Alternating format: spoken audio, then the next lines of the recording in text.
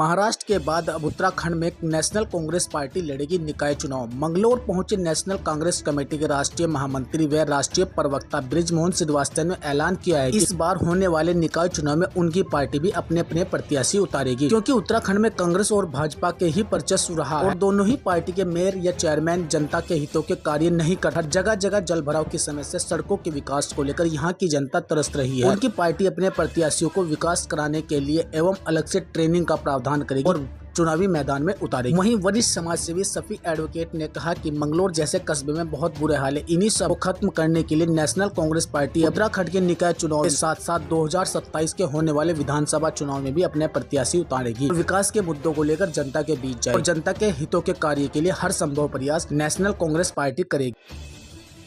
हमारे NCP party के राष्ट्रीय प्रमुख प्रवक्ता और नेशनल एनसीपी के राष्ट्रीय प्रमुख प्रवक्ता हैं और राष्ट्रीय पार्टी के बहुत सीनियर लीडर हैं। वो आज इनका दौरा उत्तराखंड के लिए हुआ, तब इनका मेरे पर टेलीफोन आया कि मैं आज उत्तराखंड के लिए किसी प्रोग्राम के लिए आ रहा हूँ। तो तब हम माननीय महोदय के स्वागत के लिए यहाँ इकट्ठा हुए और इनसे कुछ ज्ञान और आशीर्वाद प्राप्त करने के लिए भी इकट्ठा हुए। तो यहाँ ये हमारे महोदय से बात हुई कि एनसीपी की है कि यहाँ पार्टी को बढ़ाना चाहते हैं और एनसीपी पार्टी के को खड़ा करके यहाँ नगर निकाय चुनाव में, नगर निगम के चुनाव में एनसीपी पार्टी के कार्यकर्ताओं को खड़ा करके एक संगठन बनाना चाहते हैं, ताकि एनसीपी पार्टी के जो कैंडिडेट जीत के आए और वो महाराष्ट्र में, जैसे इन्होंने बताया है, महाराष्ट्र में जैसे नगर निगमों में और नगर पालिकाओं में कार्य होते हैं, ऐसे ही कार्य यहाँ साफ, स्वच्छता और सही ईमानदारी के तरीके से हो और यहाँ के क्षेत्रों का डेवलपमेंट हो, विकास हो, रोजगार के साधन हो, ड्रेनेज की व्यवस्था हो, पानी निकासी की व्यवस्था हो, सफाई की व्यवस्था हो। और यहाँ मेन मुद्दा विकास का है। तो हमारे अध्यक्ष जी ने, हमारे राष्ट्रीय प्रमुख प्रवक्ता जी ने हमें बताया कि हमें पूरा आश्वस्त किया है कि अगर यहाँ एनसीपी के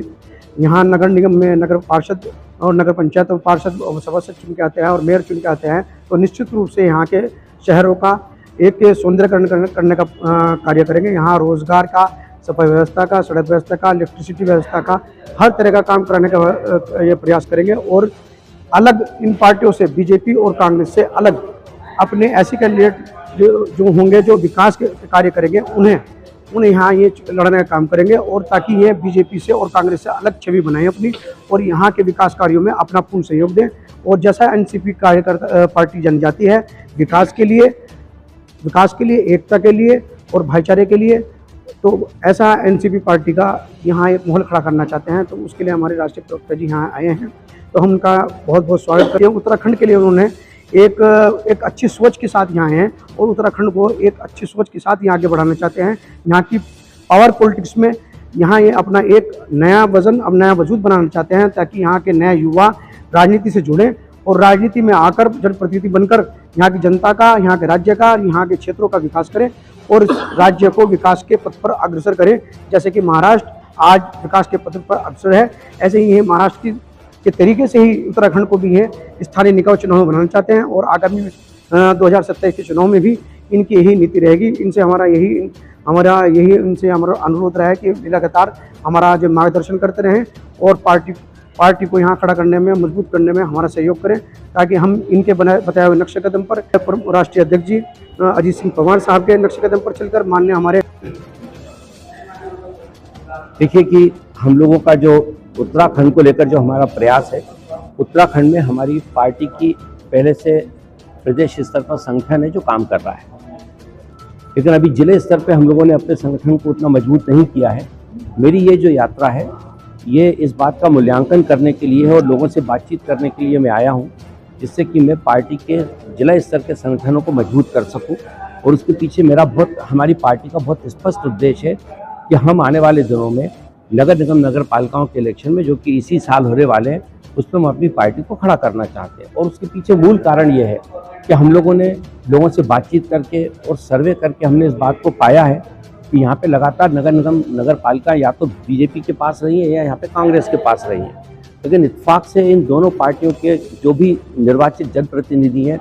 उन्होंने इतना ज़्यादा भ्रष्टाचार किया है और उन्होंने शहर के विकास के लिए कोई ऐसा रिमार्केबल काम नहीं किया जिससे कि आम आदमी को ऐसा एहसास हो कि उसने जो वोट दिया था उसका जो मत है वो सार्थक सिद्ध हुआ है। सड़कों पे गड्ढे हैं, सड़कों पे बहने वाला पानी है, नगरों की जो व्यवस्था है वो ठीक नहीं है, सड़कों पे धूल है। तो एक आदमी जहाँ जो नागरिक है, उस नागरिक को हम कोई ऐसी सुविधाएं ये लोग नहीं दे पाए हैं जिससे नागरिक को ऐसा लगे कि उसके जीवन में कोई बदलाव आया। हम लोग इस मामले में, चूँकि हमारी पार्टी महाराष्ट्र से है और महाराष्ट्र की जो नगर सेवाएं हैं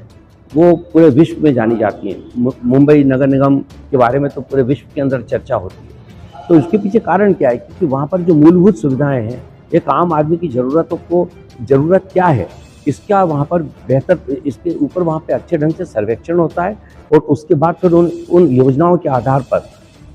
क्रियान्वयन होता है। हमारा प्रयास यहाँ पर यही होगा कि महाराष्ट्र के जो हम लोगों का अनुभव है नगरीय जो संस्थाएं उनको चलाने का, उसका समावेश हम उत्तराखंड की नगर निगम और नगर पालिकाओं में करें, जिससे कि यहाँ की भी नगर निगम और नगर पालिकाएं उतनी बेहतर हो सके जितनी बेहतर पूना, महाराष्ट्र या कोल्हापुर या सतारा की है। ये टारगेट लेकर हम लोग अपने कार्यकर्ताओं से बात भी कर रहे हैं और यही उद्देश्य लेकर हम लोग आने वाले दिनों में भी काम करेंगे। ऐसा देखिए कि धांधली का आरोप लगाना तो बहुत आसान है। ये जो लोग भी आरोप लगाते हैं, कभी भी कोई आरोप का सबूत लेकर ये कोर्ट पे नहीं पहुंचते। मैं सोचता हूँ सब इस प्रकार की ये जो राजनीतिक उनका वक्तव्य है, मैं इससे सहमत नहीं हूँ, क्योंकि हमारा जो मतदाता है वो बहुत ही परिपक्व है और मतदाता समझता है कि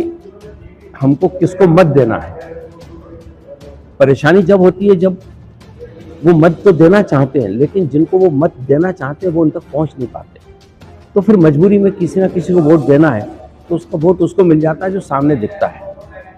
और इसी चीज़ को हम लोग तोड़ना चाहते हैं।